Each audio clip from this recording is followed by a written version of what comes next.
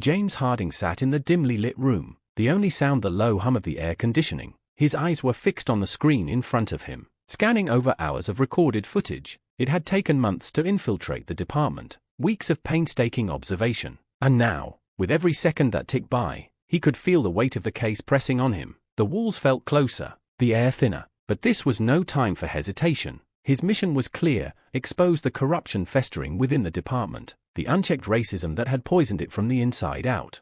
A former officer himself, Harding had joined the FBI to take down the very systems he once served. He understood the power that uniforms could wield, the way authority could shield the guilty. His first case with the Bureau had shown him just how deep the rot went. Now, months into this investigation, he was starting to see how dangerous this particular case could get. The footage on the screen shifted, the hallway, dimly lit by flickering fluorescent lights. Two officers walked side by side, their voices low. Harding had heard it all before, but this time, something was different. The words were chilling in their casual venom. "They don't belong here," one of the officers, a bulky man with a scar running down his cheek, muttered. "It's not our job to keep them in line. They need to know their place." Harding paused the tape, his jaw clenched, but he didn't flinch. He had expected this. The department was riddled with officers like this, but it was the quiet whispers that haunted him the most, the ones that were never meant to be heard. They spoke of a culture of fear and intolerance, one that the higher-ups were either too blind or too indifferent to acknowledge. James felt his heart rate quicken. He knew he was getting closer, but with every new piece of evidence, the risk grew. He'd already uncovered subtle signs of abuse, racial profiling, unjust stops, and vague threats thrown around like casual jokes. Yet nothing concrete had been exposed, not until now. He switched his attention to a new set of files. Officer Jason Collins. Collins was a rising star in the department, known for his clean record and unwavering dedication to the job. At least, that's what the public believed. Harding knew better. His sources had painted a different picture, one of whispered conversations behind closed doors and troubling behavior that had never been investigated. Collins had a reputation that, if left unchecked, could destroy more than just his career. James stood up, pacing the small room, trying to shake off the growing unease. He knew how dangerous this case was. If the wrong person found out about his investigation, everything would be over. But he couldn't stop now, not after everything he had seen, not after the innocent lives that had been destroyed. He was ready for the next step. The following day, James found himself standing on the sidewalk outside the precinct, watching as officers filed in and out of the building. It was a routine that had become too familiar over the past few months. He had memorized their schedules, their movements, and yet, today felt different. Today, something was coming. As he adjusted the collar of his jacket, he saw Collins enter the building, his face set in the usual mask of confidence. Harding felt a pang of something. Was it respect, or was it the cold realization that this man, who appeared so perfect on the surface, was a monster beneath? Harding's instincts were sharp, honed by years of experience. Collins had something to hide, and today, he was going to find out what. He stepped into the precinct, blending in with the sea of officers. His heart pounded, but his exterior remained calm. As he passed the desks and offices, his eyes darted from one familiar face to another, searching for any sign of unusual behavior. There were hushed whispers, but nothing out of the ordinary. He couldn't afford to make a mistake. If anyone noticed him, it was over. Then, he saw it, a piece of paper sticking out from one of the filing cabinets in an empty hallway. It was a document, but not one that was supposed to be there. Harding approached slowly, his mind racing. This could be the breakthrough he needed. He tugged it free, and his heart skipped a beat as he read the words on the page. Special report, the incident at West End Park. Officer Jason Collins. Witness statements. Incident log, classified. James felt a surge of adrenaline. This was it. This was the key to everything. Collins had been involved in something serious, something hidden from the public eye. But the real question was, what was he hiding, and how far would he go to protect it? Harding slipped the document into his jacket, his mind already racing with plans. He had to find more, dig deeper. There was no turning back now. The web he was about to uncover would change everything. The clock was ticking, and every moment brought him closer to the truth. But in a department like this, the truth was often the most dangerous thing you could find. The morning was overcast, the kind of dreary sky that made everything seem just a little more oppressive. James Harding had barely slept the night before. his mind still racing with the implications of the document he had taken from the precinct. Special report, the incident at West End Park. The words echoed in his thoughts, and he knew they were a piece of a larger puzzle, a puzzle that was slowly unraveling, revealing more and more layers of darkness. He had reviewed the document for hours after returning to his safe house. It was a series of reports, all documenting a violent confrontation between officers and a group of civilians. But as he sifted through the statements and the logs, something was off. The incident had been presented as a routine response to a disturbance, nothing more than a standard call. But the inconsistencies were glaring. Some officers had withheld their statements, others had been reassigned to other duties after the event. But the most troubling detail was the mention of Collins. He had been the officer in charge that day. Harding sat at his desk, staring at the document. Why was this incident classified? What was so damning about it that the department wanted to bury it? The truth was starting to feel too close. Every detail, every whisper, pointed to Collins as the linchpin in the department's corruption. But Harding needed more. He needed a clear, irrefutable link to the dark underbelly of the precinct. Something that would expose Collins for who he really was. James leaned back in his chair and rubbed his eyes, trying to clear the fatigue from his mind. He hadn't realized how deep into the night he had gone. But it was time to move. He needed to follow the trail, and the best way to do that was to get closer to Collins. The precinct was a hive of activity as Harding slipped back inside, blending in with the regular officers going about their business. He passed the front desk, nodding at the familiar faces. They didn't recognize him, and that was exactly how he needed it. Today, he wasn't an agent in plain clothes. He was just another officer in the crowd, a nameless face among the rest. He had learned everything he could from the shadows, but now it was time to get in deeper, to walk the halls where the real secrets were kept. He couldn't afford to waste any more time. His eyes tracked Collins as he walked into the building, carrying himself with an air of authority that made the other officers part like the sea. Collins was a leader in the department, well liked by his peers and feared by those who had crossed him. But it wasn't just his rank that made him untouchable, it was his attitude, his sense of invulnerability, and that, Harding knew, would be his downfall. Harding waited for the right moment. Collins was meeting with a group of officers down the hall. Harding used the opportunity to slip into the break room, where the chatter was low and the air thick with coffee and stale conversation. He moved toward the back of the room, where a bulletin board displayed various department notices. His eye scanned the room, but it was the large file cabinet near the corner that caught his attention. It was old and rusty, its contents seemingly forgotten by everyone. But Harding knew that when people stopped paying attention to something, that was when the real dirt hid. He approached the cabinet carefully, his eyes darting toward the door to make sure no one was coming. He pulled open the drawer and scanned the contents: arrest logs, internal memos, policy updates, nothing out of the ordinary at first glance. But then he saw it, a manila folder marked with a red stamp, confidential. He pulled it from the drawer and opened it without hesitation. Inside was a collection of reports on officer conduct, on complaints that had never been investigated, on abuse that had been swept under the rug. It wasn't just about race, it was about power, about control. The document detailed everything from unjustified use of force to racial profiling, all under the careful eye of Collins. His name appeared time and again, tied to incidents that had been deliberately ignored or covered up. Harding's heart raced. This was it. These reports were proof of the culture Collins had created within the department, and they could be the key to exposing him. But as he flipped through the papers, a cold realization settled over him. This wasn't just about one officer, it was about the entire system, the corruption that ran so deep that even the FBI might not be able to stop it. He tucked the folder into his jacket, his pulse quickening. It was time to leave, but as he turned to exit the room, he froze. Collins stood in the doorway. "Looking for something?" he asked, his voice smooth but edged with something darker. His eyes were fixed on Harding, studying him with the same cold precision that had made him such a dangerous figure within the department. Harding's mind raced. He hadn't been spotted. Collins couldn't know he was an agent, but the weight of his stare felt like 1,000 eyes on him. "No," Harding said, trying to keep his voice steady, "just getting some coffee."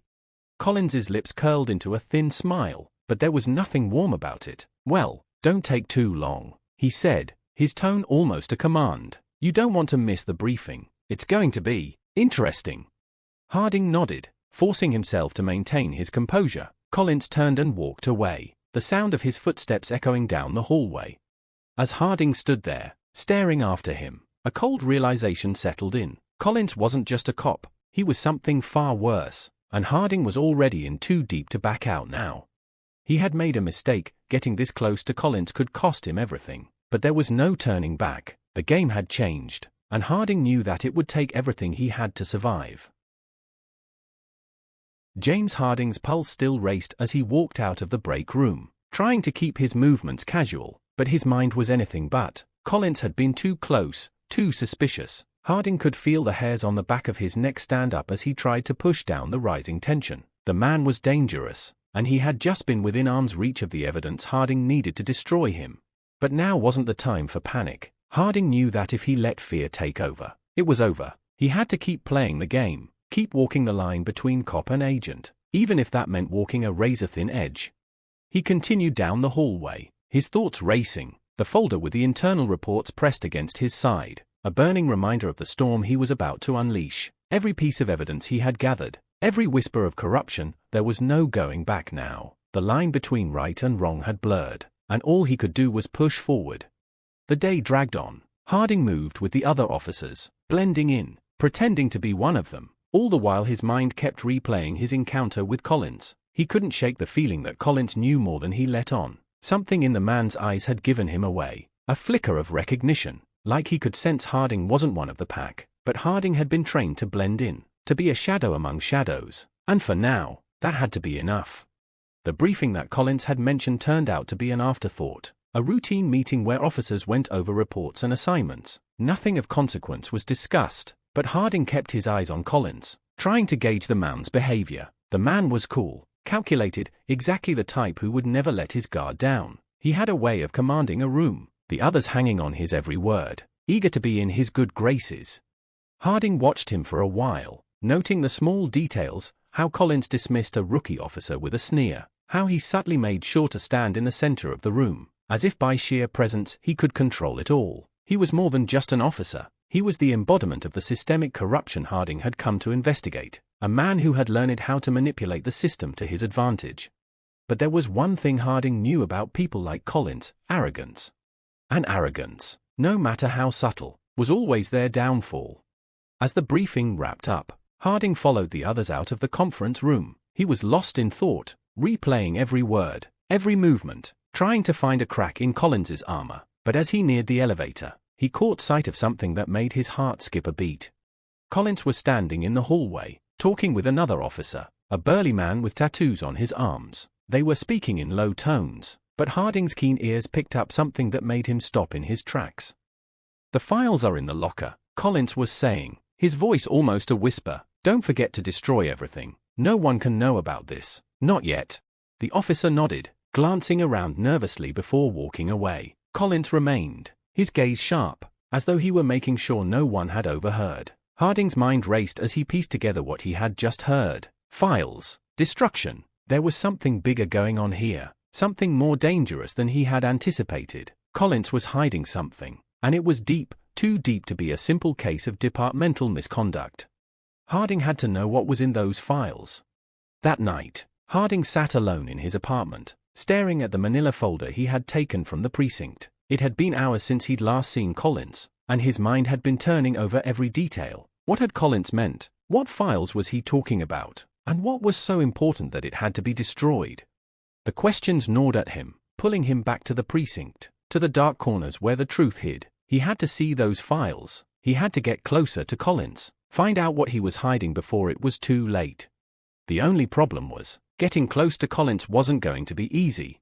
Harding thought back to the locker Collins had mentioned. It wasn't in the main part of the precinct. No, this was somewhere off limits, a place only a few officers had access to. But Harding had spent enough time in the precinct to know how to get around, how to bypass security. All it would take was one slip, one moment of distraction, and he could find out exactly what Collins had been hiding. The next day, Harding returned to the precinct with a renewed sense of purpose. He moved through the building with practiced ease, nodding at the officers in the hall, pretending to be lost in thought, but his mind was focused on one thing: the locker. It wasn't just a storage space. It was a vault, a place where the darkest secrets of the department were kept hidden. Harding knew that getting to it was a risk, but he also knew that if he didn't, he might never get another chance. As he neared the security checkpoint, he felt a flicker of doubt. Collins had eyes everywhere, and the last thing Harding needed was to get caught in the act. But his instincts told him this was his only shot. The locker was just a few rooms down, and he had no intention of leaving without the files.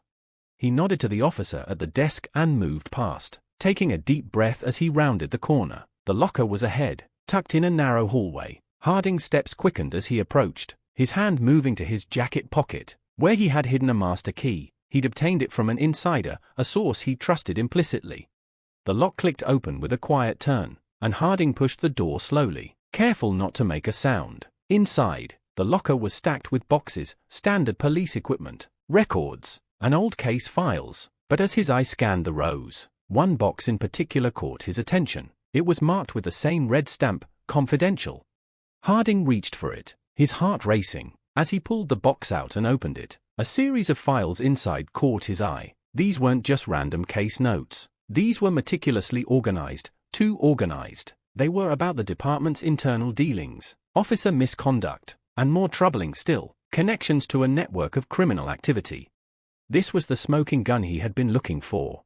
But just as he reached for the top folder, a loud sound echoed down the hallway, a door slamming. Harding froze, every muscle in his body tensing. He had seconds before someone came around the corner.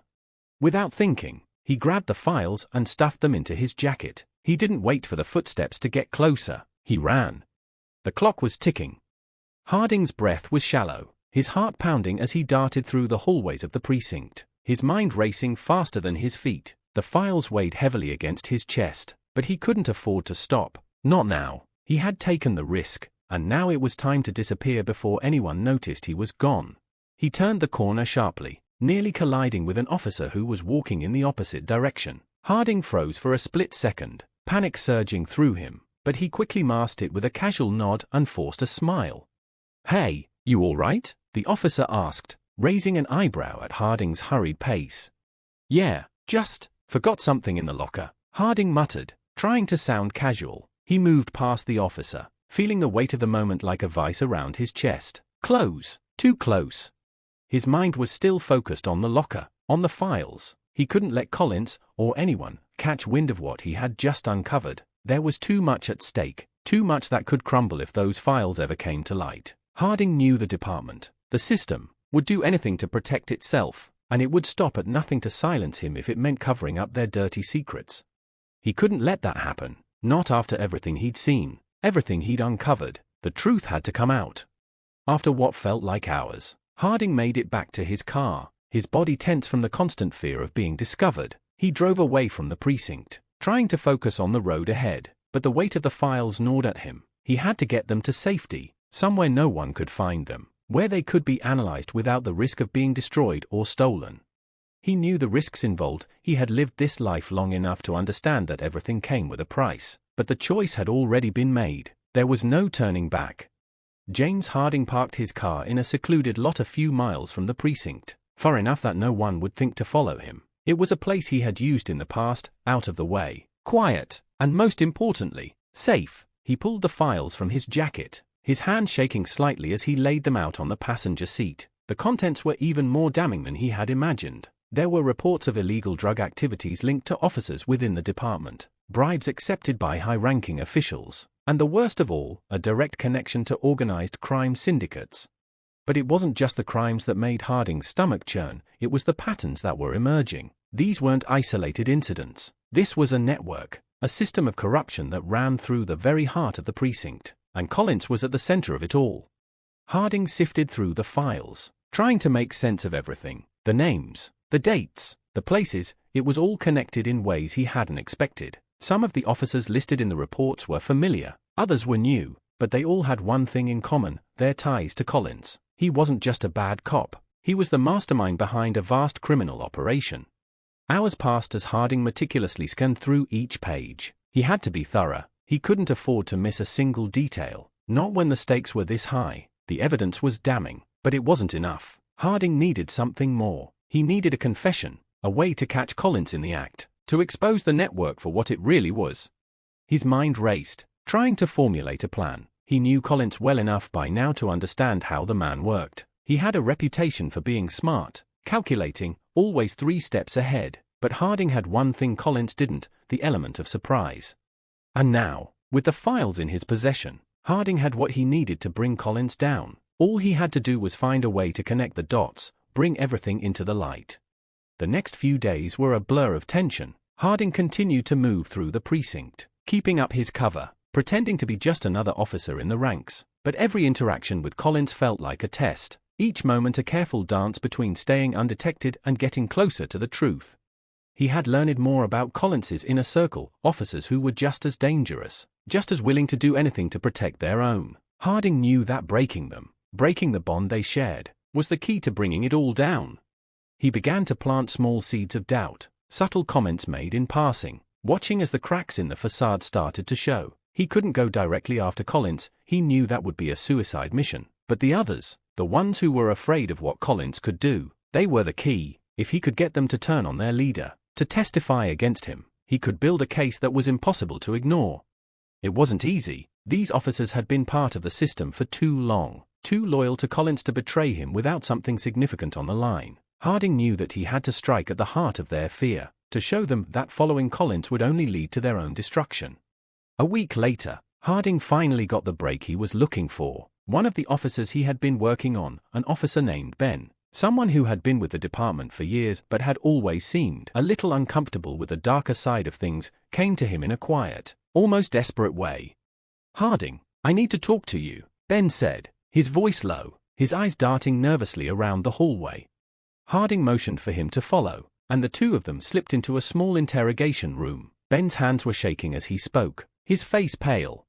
"I don't know how much longer I can keep doing this," Ben said, his voice barely above a whisper. "The things Collins has me involved in, they're bigger than I thought. I didn't sign up for this."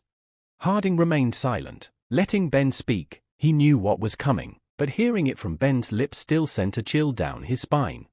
"I've seen things that I never should have," Ben continued, his voice cracking. "Collins is into things, into people, that you wouldn't believe. I don't want any part of it anymore. I can't live like this."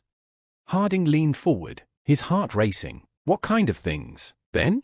Ben's words echoed in Harding's mind as he paced the small interrogation room. "Collins is planning something big." Harding couldn't afford to wait any longer. He needed to confront Collins head-on and bring everything out into the open. But doing so would be a risk unlike any he had ever taken. Collins wasn't just a corrupt officer, he was a criminal mastermind, and he had built a network of loyal followers who would protect him at any cost.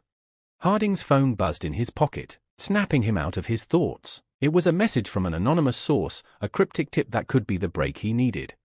"The drop is set for tomorrow. Be at the docks at 3 a.m. If you want the truth, this is your chance." It wasn't signed, but Harding recognized the significance of the message immediately. The docks, the last place anyone would go looking for a police officer, especially one like him. But that's where it would all go down. That's where Collins's operation would be exposed once and for all. Harding knew he couldn't do this alone. He needed Ben, needed someone on the inside who could help him gather the final pieces of evidence and make sure they could get out of there alive. But Ben's fear was still fresh in Harding's mind. The officer had admitted to being in over his head, and Harding wasn't sure he could count on him when things went south. But he had no choice. This was the only shot they had. The night was cold as Harding drove to the docks, the city lights dimming in his rearview mirror. His mind raced with thoughts of the upcoming confrontation. Collins had been careful, meticulous. He wasn't the type to leave anything to chance. But Harding had been in the game long enough to know that everyone had a weakness, even someone as ruthless as Collins. He parked his car in a secluded lot near the docks and slipped out, his senses heightened. The docks were eerily quiet at this hour, the sound of distant waves crashing against the pier the only noise breaking the stillness. Harding's eye scanned the area as he moved cautiously toward the designated meeting point. The message hadn't said who he would meet, just that the truth would be revealed. Harding hoped that whoever it was, they would have the evidence he needed to take Collins down. He stepped into the shadows, hidden from view, and waited. The minutes stretched on like hours. His mind replayed every conversation he had had with Ben, the conversations with Collins, and the files he had painstakingly reviewed. Everything had led him here, to this moment. Then, as if on cue, he heard the faint sound of footsteps approaching. Harding's hand instinctively went to the gun tucked in his waistband, but he forced himself to stay calm. There was no turning back now. Out of the darkness, a figure emerged. Harding's heart skipped a beat as he recognized the silhouette. "Ben?" he called out, his voice low, but urgent. Ben stepped forward, looking both ways before coming into full view. His face was pale, eyes wide with fear. "You're here," Ben whispered, his voice shaky. "I didn't think you'd show." Harding studied him for a moment, trying to read the officer's demeanor. He was nervous, but he had come through, and that was all that mattered now. "Is it ready?" Harding asked, his voice tight with anticipation.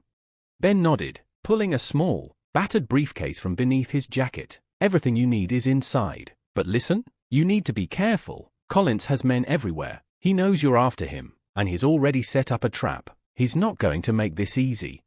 Harding's eyes locked onto Ben's. "I'm not here for easy. I'm here to end this." Ben hesitated for a moment before opening the briefcase. Inside, Harding saw stacks of files, photographs, and hard drives, proof of everything that Collins had been involved in. The web of corruption, the deals, the bribes, the illegal operations. It was all there, laid out in black and white. "This is it," Harding said quietly, his hand hovering over the case. "This is the evidence that will destroy him." Ben looked at him, his eyes filled with fear. "It's not just the drugs or the money, it's the people. He's working with criminals, real criminals. I don't know who they are, but I know they'll kill anyone who tries to stop them. They're watching us, they're watching him, and Collins knows it." Harding's mind was already working at full speed, connecting the dots, but Ben's words had one more detail that made everything clear. "I overheard something," Ben said, his voice barely a whisper. "Collins, he's planning something big, something that's going to make everything he's done so far look like child's play. And if it goes down the way he wants, there's no way we'll get out alive." Harding's grip tightened on the table. This was the moment he had been waiting for. Ben had just handed him everything he needed. The truth was finally starting to emerge, and with it, Harding realized that the stakes had just been raised to a whole new level. The clock was ticking, and if Harding didn't move quickly, Collins would get away with everything. The weight of what Ben had just told Harding settled heavily on his chest. He had been gathering pieces of the puzzle for months, but now it was all starting to come together. Collins wasn't just running a few dirty deals. He was orchestrating something much bigger, something that had the potential to destroy everything in its path. And if Harding didn't act quickly, it would be too late. Ben nodded, his face etched with worry. "I don't know how much time we have. You need to get out of here before it's too late." Harding's mind was already racing with the possibilities. He could take the evidence to the press, or he could go straight to his superiors. But there was one problem: Collins wasn't going to let this go without a fight. If Harding didn't act fast, the chance to take him down would slip away forever. "Where is Collins?" Harding asked, keeping his voice low.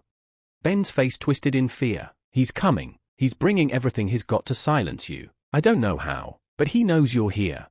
Before Harding could respond, a noise echoed through the docks, the unmistakable sound of engines, several of them, approaching fast. Harding's gut twisted. Collins's men were closing in.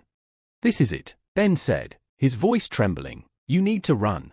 Harding didn't hesitate. He grabbed the briefcase, slinging it over his shoulder, and sprinted toward the nearest alleyway. The docks were no longer a safe haven. They were a battlefield, but he wasn't about to let Collins win. Not now, not after everything he had fought for.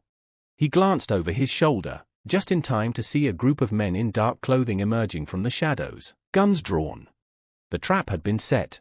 Harding's mind went into overdrive as he zigzagged through the alleyways, the sounds of pursuit growing louder behind him. He didn't have time to think about strategy. He just needed to get to the car, get the evidence to safety, and then, and only then, would he deal with Collins. His heart pounded in his chest, the adrenaline surging as he rounded the corner. The distant hum of engines grew louder, and Harding knew they were closing in fast. He reached for his phone, quickly dialing Ben's number, praying he hadn't been caught. "Ben, you there?" Harding hissed into the phone. "Get to the North Dock, now!" Ben's voice came through. Panicked, "I've got backup waiting for you. Hurry!" Harding didn't hesitate. He turned sharply, heading for the North Dock, the sounds of the men chasing him now closer than ever. The docks were a maze of industrial buildings, abandoned warehouses, and storage containers, a perfect place for a showdown. But Harding knew that time was running out. He couldn't let Collins win, not when the truth was so close. Harding's legs burned as he pushed himself faster, his breath ragged in the cold night air. He darted around corners, glancing over his shoulder to make sure no one was gaining on him. The adrenaline was thick in his veins. but so was the knowledge that the evidence, the key to taking down Collins, was still in his grasp. He could hear the distant sound of engines. Growing closer, there were at least 3 vehicles, maybe more, chasing him through the maze of alleys and dockyards. Collins wasn't going to let this go. The officer knew Harding had uncovered everything. He knew that Harding was the only one who could bring him down. But Harding wasn't going to make it easy for him. The North Dock was just ahead. Harding could see the lights of a parked car in the distance, casting a faint glow against the dark water. Ben's backup was supposed to be waiting there. Harding pushed himself harder, determined to get to that car before he was cornered. But just as he rounded another corner, a voice boomed from behind him, sharp and commanding. "Stop right there." Harding's heart skipped a beat. He didn't need to turn around to know who it was. The voice was unmistakable. Collins.